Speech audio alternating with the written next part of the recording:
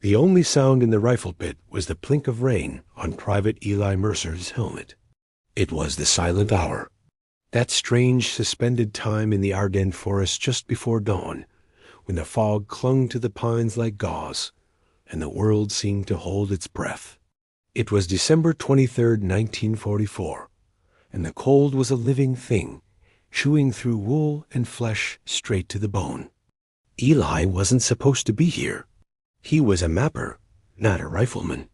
A draftee from the quiet, flat farmlands of Ohio. His war had been one of contour lines and grid coordinates, safe in a requisitioned chateau miles behind the line. But the German breakthrough had scrambled everything. Now, he was in a hole with a scared kid from Brooklyn named Donnie, clutching an M1 Garand he'd been given 2 days ago with 10 minutes of instruction. "You hear that?" Donnie whispered, his voice cracking. His eyes were wide, scanning the opaque wall of fog. "Thought I heard footsteps." But he was lying. He had heard something. Not footsteps, but something else. A soft, rhythmic scratching. It had been going on for an hour, ebbing and flowing with the wind. It didn't sound military. It sounded deliberate. "Gotta check the wire," Sergeant Kalski had grunted before vanishing into the mist to check the next position.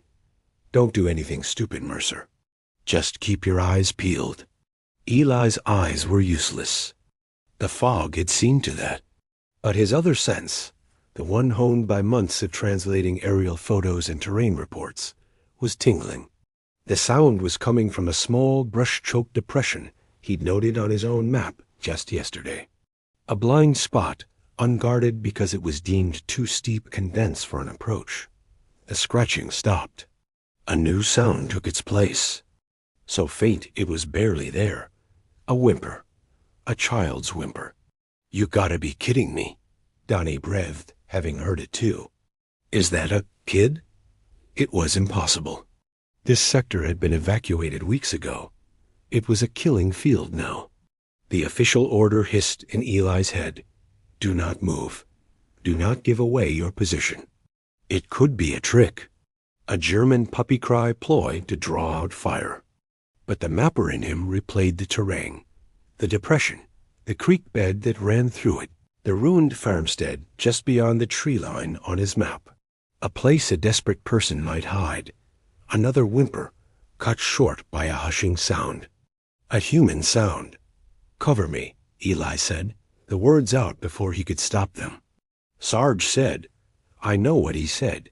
Just cover the fog. If you see green, shoot." Eli slung his rifle and slid over the muddy parapet, melting into the gray soup of the forest.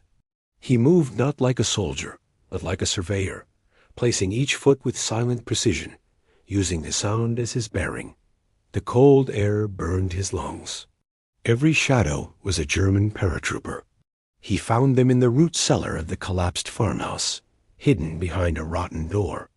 A woman, pale as the mist, clutching a toddler to her chest. A boy of about 5 huddled beside her, a small wooden horse in his hand, the source of the scratching. They were Belgian, freezing, and terrified. The woman spoke in frantic French, pointing to the child's foot, twisted and swollen. They'd been hiding for days, trying to cross back to Allied lines. The military logic was clear. Leave them. To move now was to risk his life, Donnie's life, the entire squad's position for 3 civilians. Eli looked at the boy's horse. He looked at the mother's eyes, the same fierce, desperate protection he'd seen in his own mother's eyes a world away. He wasn't just a soldier here. He was a witness. Back in the pit, Donnie nearly shot him when he materialized from the fog. "What are you doing? Who are they?" "We're getting them out," Eli said, his voice low but iron. "Through the creek bed. It's blind to the German MLR for 50 yards.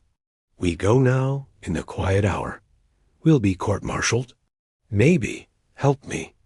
The journey was a slow-motion nightmare of muffled cries, slipped footing on icy stones, and heart-stopping pauses as distant, ghostly engine sounds passed by. Eli led not with a soldier's tactics, but with a mapper's certainty, seeing the invisible path his charts had told him was there. They stumbled into the rear command post just as the silent hour ended. The first artillery shell of the morning screamed overhead, crashing into the forest behind them, right where their pit had been. A red-faced captain stormed up. "Mercer, you abandoned your post. Who in hell are these people?" Before Eli could speak, the woman stepped forward. She pointed at Eli, then at her children, and spoke in a torrent of French to the interpreting officer. The officer listened, his stern face softening. "She says," the interpreter told the captain, "the quiet American, who knows the land like his own heart, found them. She says he walked with them through the devil's own fog."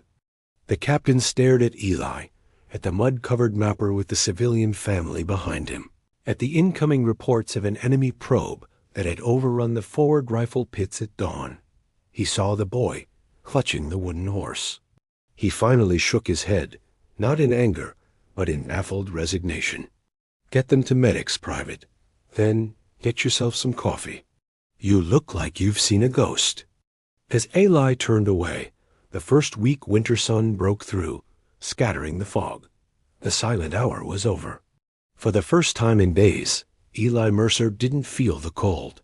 He had drawn a new map, and on it he had found his way home.